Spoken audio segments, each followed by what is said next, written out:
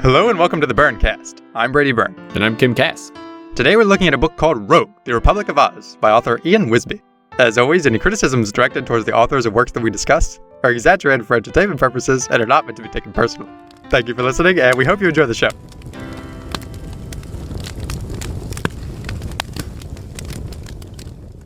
So let's talk about Rogue, The Republic of Oz. Let's talk about it. And I just want to start out by saying that this feels to me that this is the spiritual successor to China Strike. I guess. It feels that way to me. In spirit, maybe, but it's like a fucking worse China Strike. Oh, it is worse than China Strike. And it's worse in almost every respect, I would say. Yes. This book makes China Strike look like Mission Impossible. Yeah, it fails on so many levels. Like, it's incredible. And I always love when I open a book like this and I get to certain points in the book and I just go, what? Like, what? What? Yeah, there's a lot of those in this one. So let's fire into it. Let's start off. Yeah, speaking of Mission Impossible, this is a ripoff of Mission Impossible on so many fronts. Let's get that out of the way. The main character's name is Ethan Cooper, which is a legally distinct version of Ethan Hunt. Yeah. Except he's really shitty at being whatever he is, the federal agent or at some point the bodyguard of the president. Like, he's supposed to be the main character, but he doesn't really do anything in this book. No, he doesn't. He's kind of barely in it, and the things he does do are meaningless. No, but I literally think he doesn't do a single thing. He really doesn't. He does one thing that is of any importance, but it takes place in a part of the book that is completely unimportant. And I just want to start out by saying that this book has a synopsis which is all about how Ethan Cooper is on a hijacked plane. It's got terrorists and the president of Australia. Yeah, it's like a fictionalized Australia, though. It's like the Republic of Australia, and it has a president. Yeah, it takes place somewhat in the future because at some point they're like, back in 2020. Yeah. It's like, all right, I guess this is, near future sort of thing. Yeah, it's a reformed Australian government.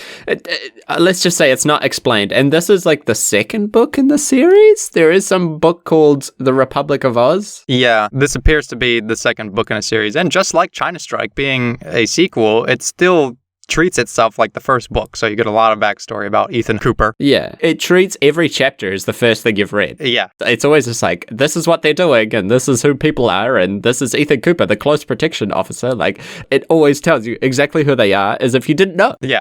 Which is great, because I always forget the last chapter because it's so fucking boring. Like, yeah. But it starts off with a prologue. And Ethan Cooper is promoted to some sort of fancy anti-terrorist position within this Australian republic. After saving the president from a crazy general. Yeah. Like some sort of crazy general. He's got a gun up to the president's head and they all rock in with their guns and they just shoot him. Like they just shoot the general and he gets promoted. Yeah. He does take a bullet. He takes a bullet in the shoulder. Yeah.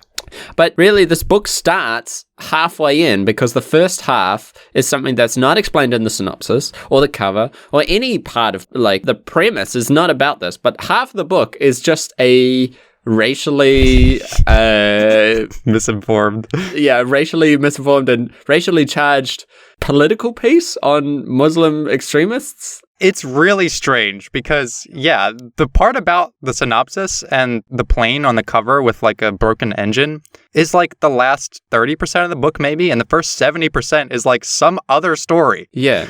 Which has nothing to do with it. No, and I was like, oh, so how is this going to tie in? Because it's like after the Muslim extremist plot has been taken care of, and not really, by the way. No, it's not. It's a complete fail. Like, they kind of fail to stop them. They fail at everything. The only thing that they do successful is the first, like, prologue, saving the president from the general. They do that successfully, and I guess the president doesn't die at the end, but they certainly don't beat the terrorists. Yeah. But so we'll get into this first part of the story. Ethan takes a bullet for the president and he's promoted to some higher position. And then the first 70% of the book is a plot about this like rich family and a bunch of characters are introduced. You got like Eric and Daniel Carmichael and their mother. And Daniel is getting married to some immigrant from the Middle East. And Eric suspects that Daniel's fiance is a terrorist because she's a Muslim. Yes, she's Muslim. And it has these lines like, as soon as I met her, there was just something off about her. So what I'm going to do is hire a private investigator just to see if she's a terrorist because she's Muslim.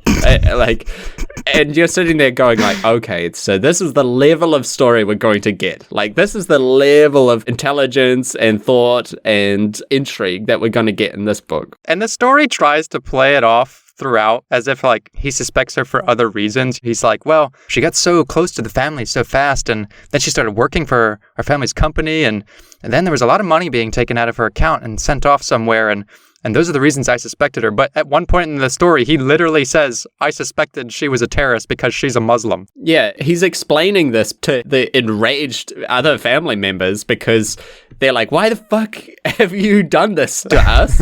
What have you done? And he's just like, well, she is Muslim. Yeah. It's really bad. What was I supposed to do? Not investigate and not hack her laptop? Yeah, it's really treated like he's the justified one here. And I want to make a little quick funny note. So in the first part of the book, Eric is creeping up on people the whole time. And there's a lot of creeping up and giving people surprises in this book. I counted 5 times that this happens. Someone walks up behind someone else and touches them on the shoulder and they get a fright. And they're like, you spooked me. It's just like, oh, don't worry. It's just me. Like, the PI finds that she's got some connection to a terrorist cell. You know, she's been depositing money into this guy's bank account, Mahmoud al-Hakim. Of course. And it's also really weird the way he's introduced, because it talks about he was one of those lucky immigrants who came to Australia for a better chance at life, but he managed to hide a dark secret. And then this is the line, literally, it says, he was an extreme terrorist bent on bringing chaos and destruction to the West. When he came here, he played the innocent and surpassed all background checks. He was given a new identity, a home, and an Australian citizenship. He also spoke fluent English now, using his Australian name, Marcus Heyman. Mahmoud worked as a car salesman at a local dealership. Like, there is really no story here. It's all just exposition like that, telling you exactly who everyone is. Yeah, it's a summary. It's like a summary the whole way through the book. Yeah. It got to catch you up on all this background. It's infuriating. Yeah. Not to mention, the dialogue is terrible. They're always talking to each other in the most blatant cliche ways. The terrorist cohort says to Mahmoud, hello again, my brother. And then it says, he too is of Middle Eastern descent. Yeah. Today is a good day, my brother. You saw the glorious victory on the news? Yes, said Mahmoud. Our brothers did well, but it's not enough to shake the fear into them. He then slipped on his sunglasses and started up the engine. I'll have a target picked out by lunchtime. Just stand by for instructions. It's so bad. And the terrorists are fucking idiots. They call each other on their own cell phones. They'd say everyone's real names. Did you get the Semtex explosive device? Yeah, did you get the Semtex that we're keeping in this car with this license plate? Like, that's the level of what they're doing. Yeah. They use their own address as a meeting place. So, of course, the anti-terrorist group, goes in and bugs it and can hear everything they're saying. And there's, some prelude information that you get where there's some other terrorist explosion that goes off before the story begins, and Hakim takes responsibility for it. And they know that he's going under the pseudonym. And why does he have a pseudonym if he came here legally? What? None of it makes sense. So poorly thought out. This man wrote this book in one sweep, didn't think about any of the plot points. No. Just wrote it, right. Didn't do any research into how terrorists operate or the fact that they probably would sweep a room for bugs that are listening in on them. No. They use their own fucking house, and they just put listening devices in the smoke detectors because they think they wouldn't notice that, and they don't. The terrorists are so stupid. Yeah, and come on. They're just radicalized Muslims in Australia. It's not like an ISIS thing. No, they're not given any reason for why they do this. Every time someone asks and they're like, what's your plan? What do you want? They're just like, we're Muslim extremists. Yeah. We need to show the world what the truth is. It's like, okay. We need to show how greedy the government is. That's not a radicalized Muslim. That's anti-government. That's just anti-corporate. Yeah. They're not doing it for any religious reason at all. The only religious aspect of what they do is they say Allah Akbar. Yeah. That doesn't actually qualify as Muslim extremists. That's just extremists. But it turns out that Rana, the soon-to-be wife of Daniel, isn't actually the terrorist, as Eric suspected. It was actually Daniel. For some reason, this Australian man of a rich family has decided to become radicalized and has been funding this Hakim with $500,000. And when Eric confronts him in a way, just says, "I'm sorry, I suspected your wife." And he's like, "Actually, it's me that's the terrorist." And then he pulls a gun out. And it's like, what? Yeah, he says the classic line, "You should have just kept your fucking mouth shut, Eric. Yeah. If you didn't keep looking, you wouldn't have realized that I am the real terrorist." And it's like, oh my God, here we go. Yeah, it's like, actually, if you had just been like, "Oh my God, my wife was the terrorist. How is, this is so bad," then he would have been fine. It doesn't make any sense. None of the characters have any motivation to do any of the things that they're doing. None at all. Not the bad guys, not the good guys. No, and it doesn't explain why Daniel is radicalized. It just says, like, after his father died, he left the family for, 6 months to clear his head or something. And he just comes back and he's a radical Muslim terrorist now. That's it. Yeah. But the problem is, there is absolutely no foreshadowing. Like, the story has none of the things that you need to have to set something like that up. No. There is absolutely nothing. You have no idea. You just learn things as they say them or as the story tells it to you. It's like, oh, okay, so Daniel was the terrorist because he just said it now. There's no, detective work behind Ethan's movements to reveal that sort of thing. Absolutely not. Ethan and his boys at the anti-terrorist group scoop up the fiancé and start questioning her. And then Eric just finds out that it's actually his brother that's a terrorist for no goddamn reason. Yeah. And Ethan and his boys are just playing catch up. The investigators go to the house to look into Rana, and they're like, "Oh, we found a Quran among Daniel's things, so obviously he's a terrorist." And what do they call it? A red flag. Yeah, they're like, "That's a red flag." Oh, yeah, of course. He's a Muslim, so he has to be a terrorist. Yeah.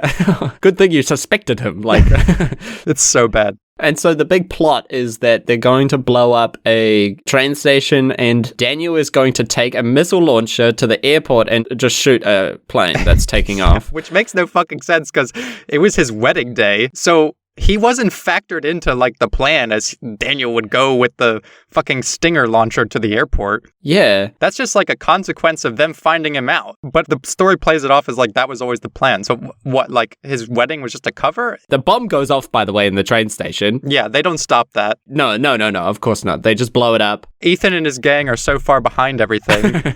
And what the fuck? Also, he makes Eric drive the car to the airport. Why would he take Eric with him?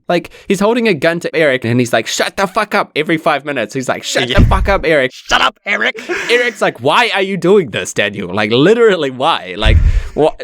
Give me one reason why." And he's just like, "Shut the fuck up. I don't have a reason. I don't have one. You're coming with me." Yeah. When your characters have no reason behind what they're doing, it also comes out in the way the character acts. Yeah. Because you sort of make them come alive. If you write a character, it's real in a way that character is living in some sort of world. Yeah. And you sort of feed them the lines that they have, And this character, this poor Daniel Carmichael, is sitting there with a gun up to his brother's head, and he cannot think of a fucking reason why he's doing any of the things he's doing. So he just keeps telling Eric to shut the fuck up. And he's just like, "Shut up." And "We need to show the world something." Yeah, but shut up. Stop asking me questions. Don't make me look stupid. But as we said, none of this, what we've been talking about, is actually the story. No. It's just there for some reason. It wasn't advertised on the cover. This isn't Ethan Cooper takes down a radicalized Muslim extremist group. No, it's supposed to be about a fucking plane hijacking. The only mention of a plane in the first 70% is because Daniel goes to the airport as if that's part of the plan, and he tries to shoot a jet with the missile, but Ethan shows up and shoots him, and he dies. Yeah. It's he shoots him in the leg, and he drops the stinger, and then he tries to pull out a gun or something like that, and then they riddle him with bullets.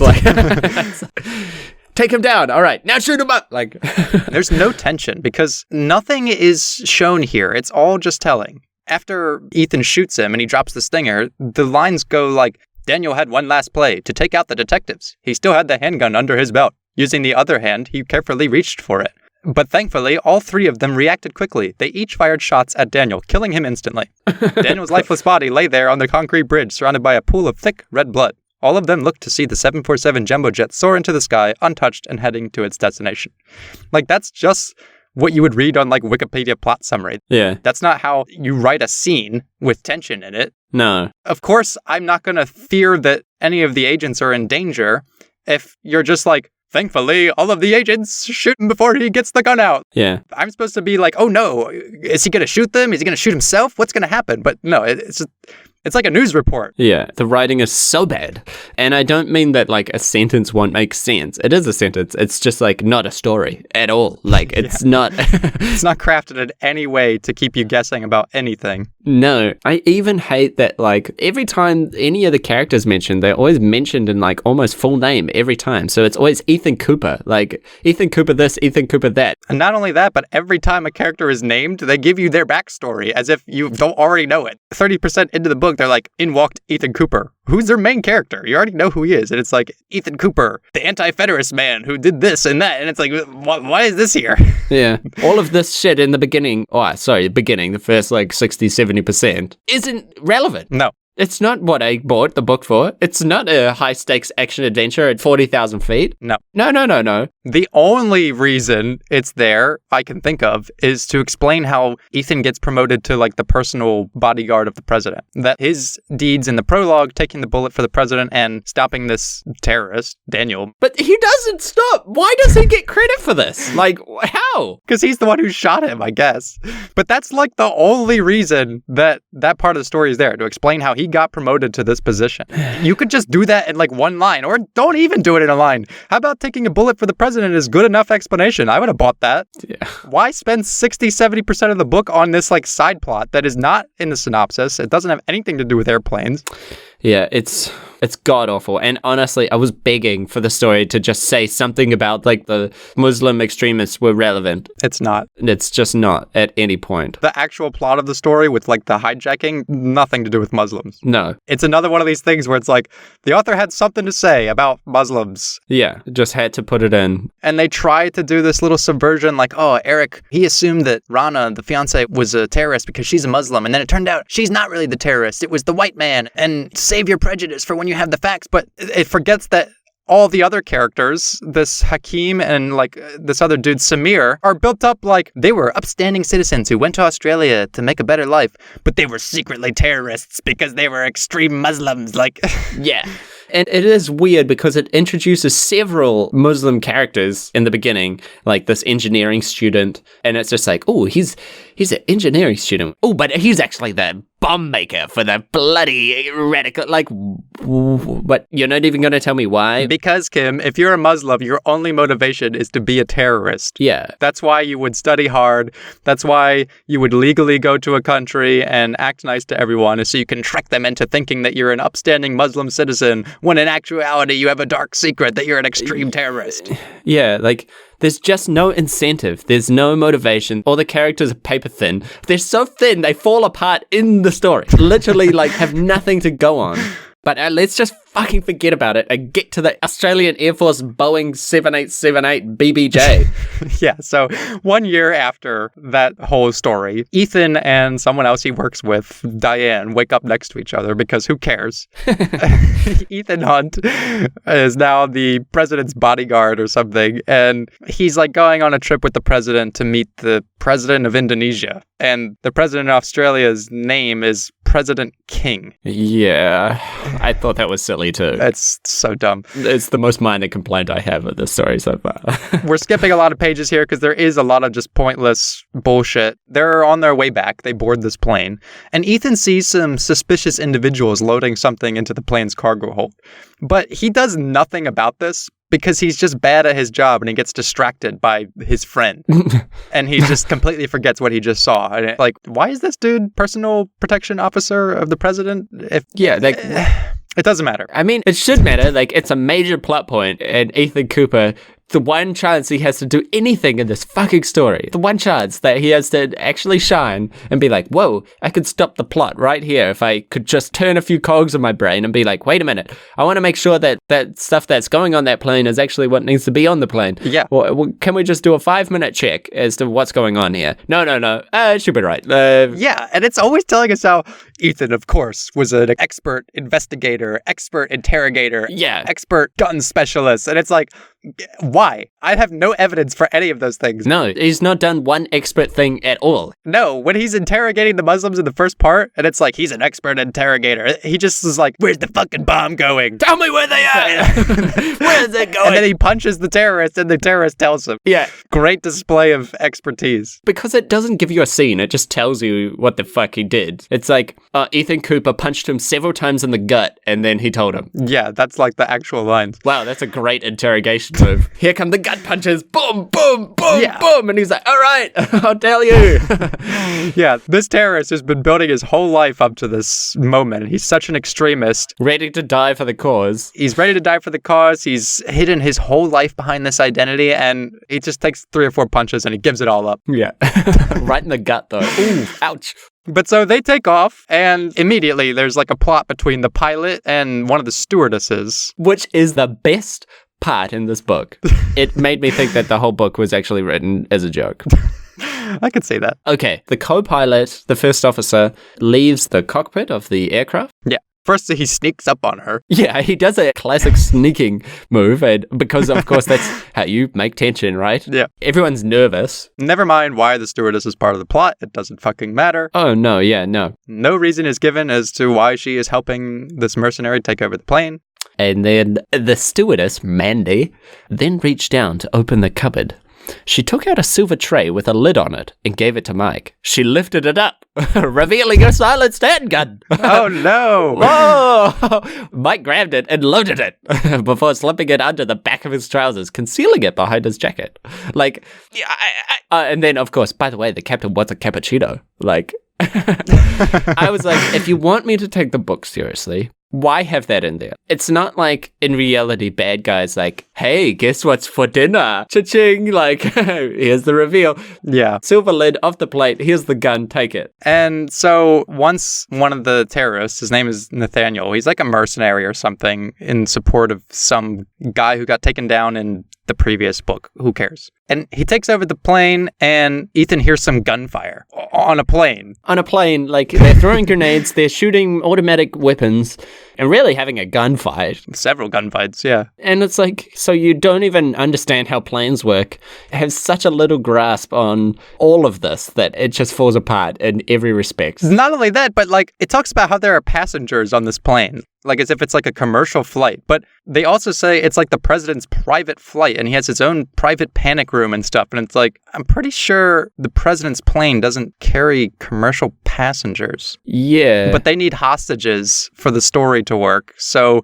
it doesn't matter. There's 20 other people on board, and the terrorists take them hostage. And there is so much bad dialogue in this part of the story, particularly. Ethan is protecting the president or whatever, and he calls up like the acting prime minister of Australia because the actual prime minister is at some conference in Tokyo. Which, again, irrelevant, really. It's so irrelevant, but he calls her up and he's like, oh, we're dealing with a code black. A code black indicates that a hijacking is in progress. And like one of the bodyguards shouts, sir, we've got a code black. And then the narration says, a code black meant that a hijacking was in progress. That's like 5 lines after you just told us that. Oh, yeah. Good. Nice. A riot shield is for deflecting bullets. It also tells you that. A gun is for shooting bullets. And we go back to like China Strike, how none of the characters seem to take anything seriously. And the main mercenary aboard this hijacking says to the passengers, cooperate with us and you will get out of this alive. You don't cooperate, you will not get your frequent flyer points. Yeah. It's so fucking bad, man. And he says like, well, if it isn't the infamous federal agent Ethan Cooper, what is he infamous for? He doesn't do shit. And he says, you think you're so smart, don't you, Cooper? Said Nathaniel rhetorically. Oh, thank you for that bit about it being rhetorical. If I didn't have that, I would have thought that the terrorist was being genuine and thought that Cooper was an actual smart person. And every time there's a sarcastic line the character will be like, we'll see about that, he said with sarcasm. Yeah.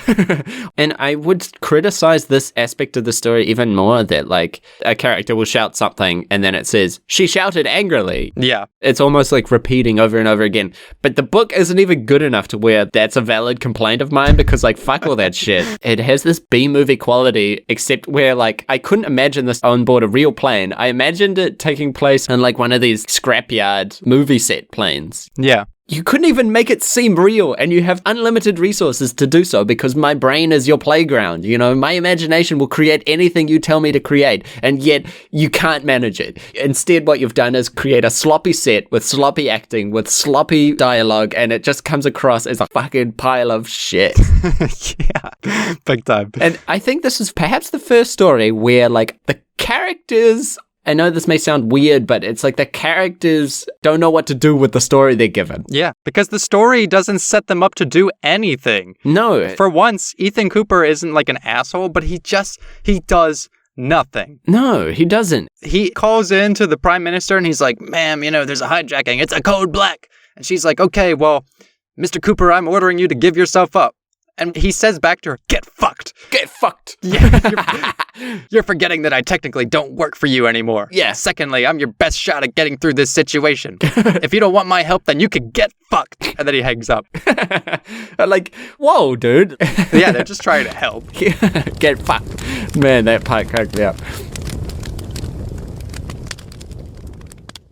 I also want to mention that the acting prime minister communicates with the prime minister and says, like, look, we've got a code black aboard the Kookaburra, which is the president's plane. And they come to this idea that they need to put jets in the air and just shoot the plane down. Yeah, that's like the major plot point, that as she's watching the news about the hijacking, which, how is it on the news in the first place? Yeah. Who cares? The crisis management tells the acting prime minister that they should shoot down the plane. Yeah. Because she says it's really bad if those terrorists kill all the hostages on the plane. That will look bad for our reputation. But at the same time, let's just fucking kill them ourselves instead. Yeah, we'll blow them up in midair for literally no reason. Yeah, the hostages and our president. Yeah, we'll just kill all of them. And she's like, okay. And they scramble the jets. Yeah. And now Ethan Cooper's only got 10 minutes before the Australian government kills them all. Because it would look bad for our government if we gave in to the demands of terrorists, but it won't look that bad if we just kill our own president and 27 hostages. Yeah. But it's not even relevant. There's so much shit in here that, like, is so stupid on so many different levels. The terrorists swarm the plane and they burst into the private safety room where the president is. Ethan gets knocked out. The terrorists are terrible at their job because Ethan wakes up later and he's still got his Glock 22. Like, they don't even search him. Yeah. And they're like, yeah, we want this criminal mastermind, Carl Benedict, released from prison in 90 minutes. Yeah. Now, I assumed he was from the last book, but why not make it the fucking terrorist extremist that you just built up and put in prison and did all this shit? Yeah. Why have him? Why was this Muslim plot in the story? Like, what's going on? Because the story needs a sequel. The last thing the story needs is a sequel. I will sign a fucking petition to make sure that doesn't happen. Either way, Ethan, terrible at his job, asks like the person at the home base to transmit him the floor plan of the plane so that he can figure out how to get to the terrorists. Why he doesn't have that already, I have no fucking idea. If he's the personal protection officer to the president, and this is like a secure flight... You've got one job. Yeah, he's got one job, which is to know every in and out of that plane and ways to protect them. And he doesn't even have the floor plan on hand or memorized. He asks her to send it to him, and she says, yeah, but it's going to take some time. This isn't like sending a photo through Instagram. And I just throw my hands up. I'm speechless. Yeah. Why isn't it actually quite similar to that? Because, like, what are you doing? Okay, regardless of the point that he shouldn't need this image, sending it to him shouldn't be that big of a deal, right? It should be like, boom, here's the document. It's sent to your whatever communications device. Yeah. And done. But actually, Brady, it's not like just uploading a pic on Instagram, you dumb idiot. But then it doesn't even matter because Ethan goes on to say, well, the biggest issue was just getting past the terrorists. But with Ethan's expert skills in counterterrorism operations, this would be a picnic. But then he completely fails to do that. Yeah, he doesn't even come close. Like, no. Literally, the first resistance he comes across, he gets fucking bludgeoned, and they totally just do him in. So the terrorists get what they want. The guy is released from prison. And then they're like, okay, we're going to jump out of the plane now. Yeah, and Ethan doesn't stop this. No. He barely makes an attempt to. They escape. Yeah, and then they shoot the pilot, and, like, the plane starts going down. Yeah, and so Ethan has to take control of the plane somehow. Yeah, and so he, like, grabs the controls. But what happened to, like, the F-35s coming to blow the plane up? Yeah, I also wanted to know that. I was like, what, they're just, like, not going to blow the plane up now? They were close enough to the runway, apparently, that whoever gave the order to send the planes must have accounted for how long it would take to get a jet into the air and shoot down the plane. But everyone in this book is a fucking idiot, so who cares? Like, yeah, and I was like, oh, maybe he's just going down to the nearest airport. No, they're at the end of their own flight. Like, where were the jets? They were just forgotten about, like, literally. Yeah, it's not even brought up. No, like, the story wasn't thought about for more than 5 minutes. The author doesn't give a fuck. There's no attempt to make any of this realistic. No. It says that Ethan has had some light aircraft training, so that somehow makes him able to fly a fucking jumbo jet. Yeah. And then, because we need some more tension, the engine goes out as he's flying the plane. Why? Why did it go out? There's no reason why the engine would go out. Just because one of the pilots switched off the autopilot. That means crash. Yeah. Autopilot off. No, we're crashing. Yeah. It talks about how all these sirens are going off in the cockpit. And it's like, this guy saw a cartoon taking place on a plane and he just copied it beat for beat. Yeah. But he tried to elevate it to like realistic political thriller and it just fails so bad. I want to say it's not the worst book we've read, but it's the worst story. Yeah. It just fails at everything it tries to do. It hasn't been thought about for very long. It's lazy. It's poor. It's not interesting. It's racist. It's unoriginal. It's racist. It's half copied from movies that he obviously hasn't even watched because, like, it's not as if, like, Mission Impossible, like, it's not as if the stories are very realistic in there either. But at least they give you explanations for how Ethan Hunt is able to do these things, and they try to make situations that the characters have to be clever to get out of. Counter-terrorist specialist Ethan Cooper doesn't do shit. He doesn't counter any of the terrorists. No, he doesn't do any counter-terrorism. Yeah, so the terrorists escape, Carl Benedict is freed, and there's no resolution. No. The book ends with Carl Benedict saying, like, we're going to take down Australia, and then it's over. Fuck you. Yeah, it's not going to even be the same country anymore after we do whatever we are going to do. I'm not going to say it now because I haven't thought of it yet, but we will do something for unknown reasons.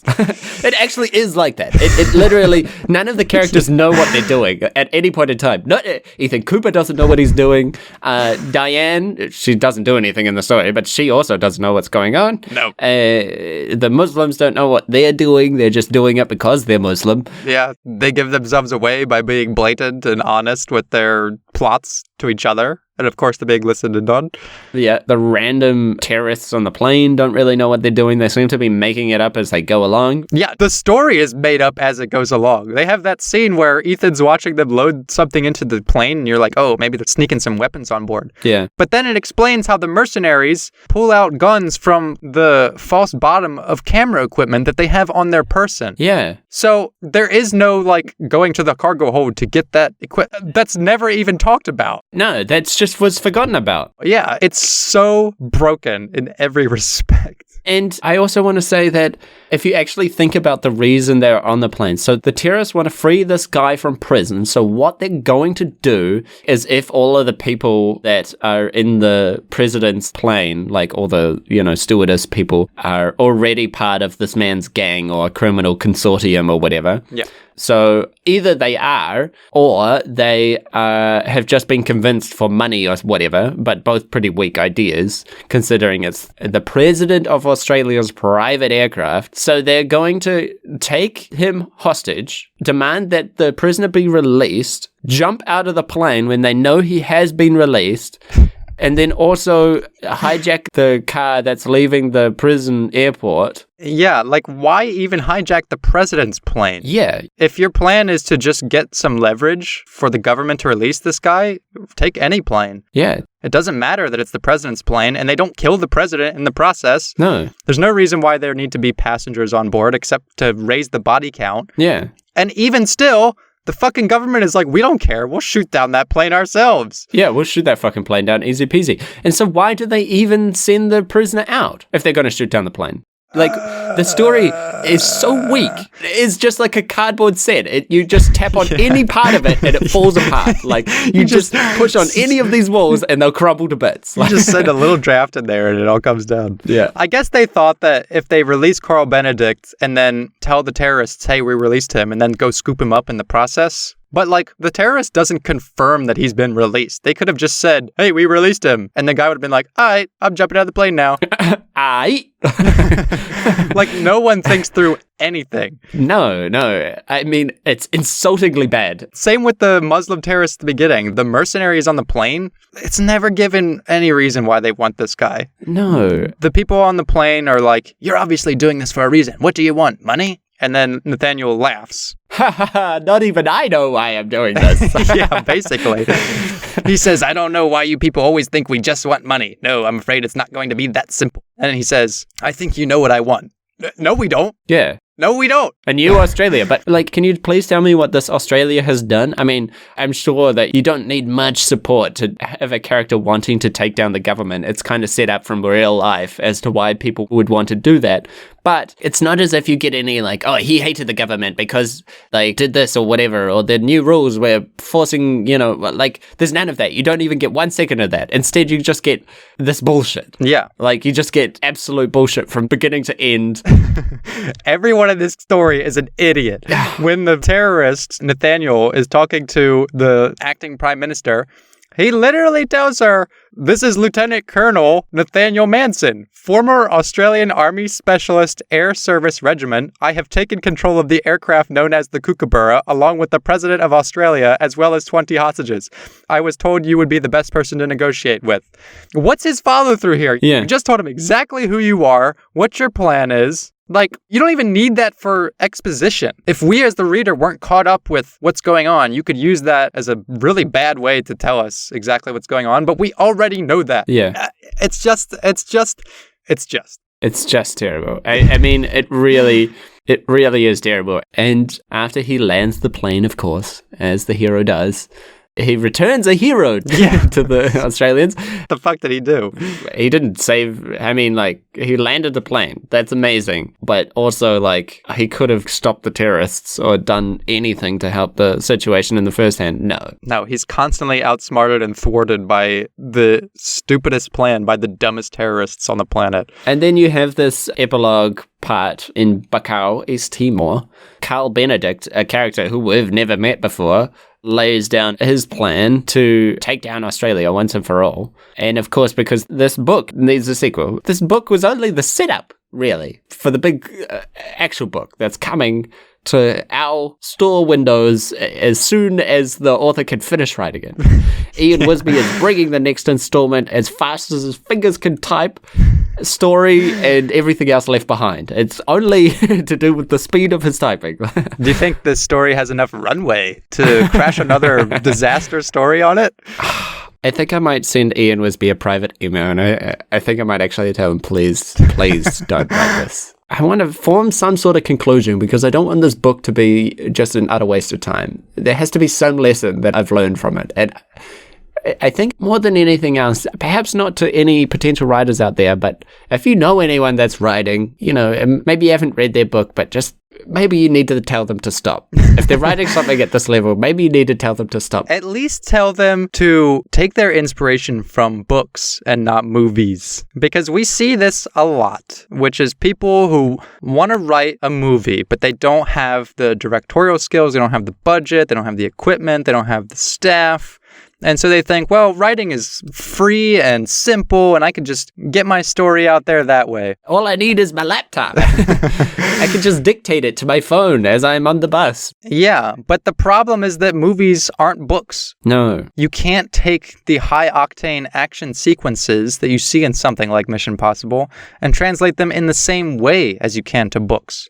Because when you see something visual, tension is high if you can believe the images you're seeing are a high-tension situation. You know, Ethan Hunt jumping out of an airplane, and it's all shot live, no green screen. That's like something you can sit back, and you don't even need brain processing power to be like, wow, that is intense. Yeah. With writing, you need to be more clever. You need to do more work with the prose and the structure and the pacing and the character development and the character interactions and the dialogue, especially the dialogue, to make us believe that these characters are in danger or that they are competent. If you say he's an expert at whatever, Yeah. I need to know that that's true and not just some bullshit you wrote, because Ethan Hunt in Mission Impossible is an expert, but we get to see him do things that make me think he's an expert. But this is why I think that if you want to get into writing or start writing books, or you have ideas or whatever, you need to understand what a story is. You need to understand the basic core concepts. You need to understand what a character arc is. You need to understand what progression is. You need to understand these things,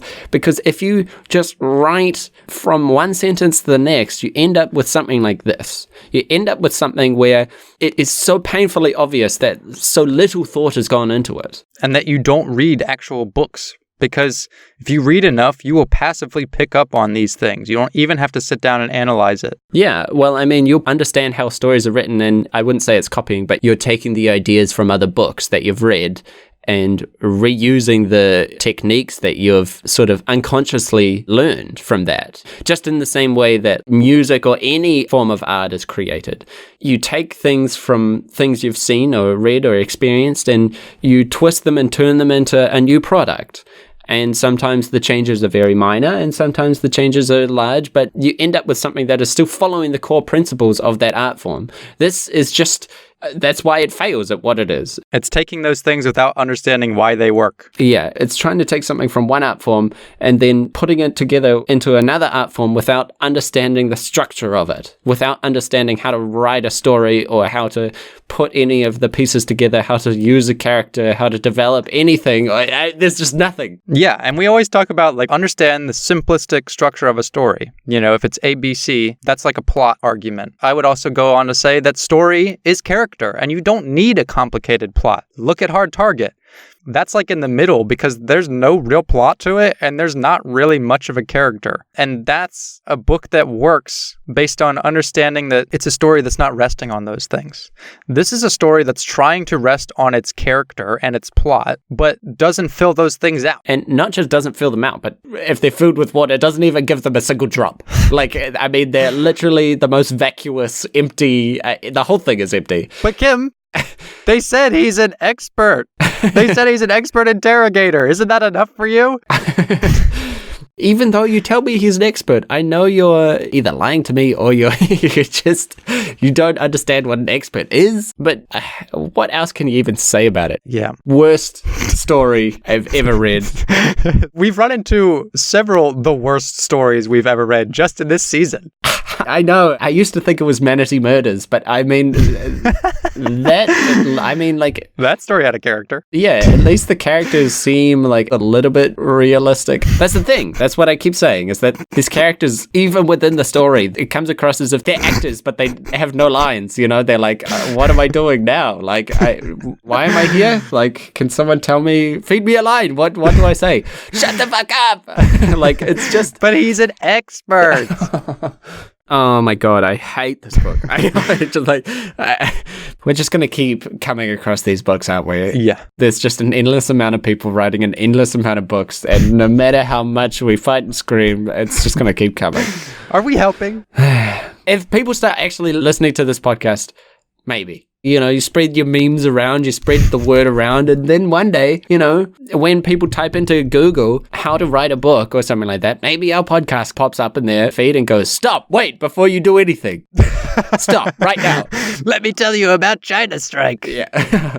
Right now, listen to this, because you need to. Oh, Goddamn. I don't want to read another Australian book. I think I'm done with Australian-themed books for now. We should read a New Zealand book. Yeah. Yeah, then you can tell us all about how wrong it gets their culture. That's not even... No. So that was The Republic of Oz, Rogue. Or Rogue, The Republic of Oz. The title and cover would tell you differently. It's not a good title either. I mean... No, it's a terrible title. What is The Republic of Oz? And there's no rogue in it. Like, who's the rogue in this particular scenario? Is it Ethan Cooper because he tells the acting prime minister to get fucked? Is he rogue then? Is that why he goes rogue? I guess, but it's not like him going rogue actually changes the plot in any way. The terrorists still get away. But what are we looking at next time? We are going to be looking at a book called Born of the Shade, an urban fantasy action adventure novel from the Viventium book collection or saga.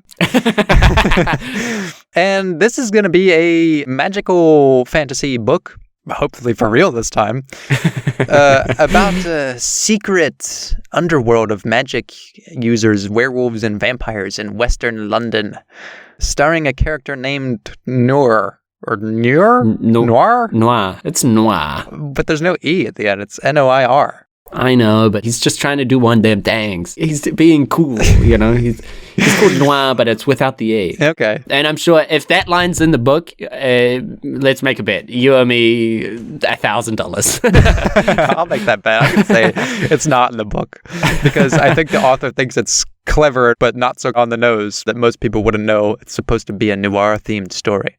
I really hope if the character says it's Noir without the E, then I'll have my money's worth from that book. So we've got Noir, a information broker with his fingers in every supernatural pie. And he sets out to discover what the blue moon that suddenly appears in the sky means and finds that it is something beyond belief. With his discovery, he comes to the realization of a prophecy that spells disaster for the supernatural world. It's going to be good. There's just no way. It's going to be excellent. He meets like a supernatural dog in the beginning that he names Silence. How cool is that? Yeah. You're just speechless. I mean, have we met any dogs in our book so far? There was an attack dog in Hard Target who wasn't the enemy of the specialist. That's true. Yeah. As we fondly remember. No, and in fact, they were quite enough alike. Manatees are kind of almost, well, they're not really dogs. I learned a lot about manatees over the last year or so, and definitely not dogs. That's all I have to say. So, hopefully we're going to have a bit of a dog theme in this one coming up. So, Born of the Shade, we're coming after you. Or maybe it's coming after us. We'll see. Yeah, I think it's going to be the other way around. We're going to be desperately hiding from that book, I feel like. Cast a spell to escape.